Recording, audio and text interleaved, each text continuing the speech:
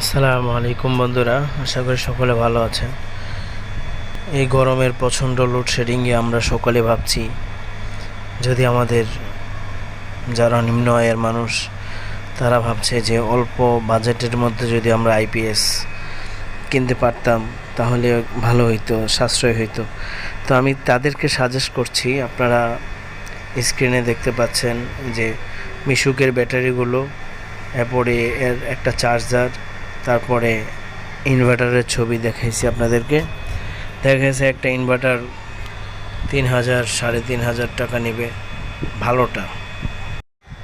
তাছাড়া যারা লো বাজেটের মধ্যে চাচ্ছেন আইপিএসের সুবিধা ভোগ করতে, তাদের জন্য হচ্ছে এই সাজেশন।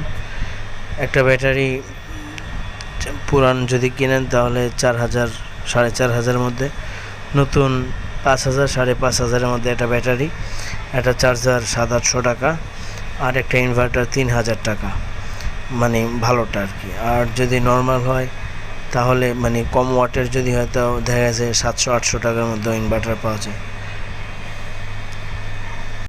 তো আমি আশা করি মোটামুটি 5 থেকে 7,000 টাকার মধ্যে কমপ্লিট হয়ে যাবে আপনাদের আইপিএস সেট আপ। তো বন্ধুরা ভালো থাকবেন, আল্লাহ হাফেজ।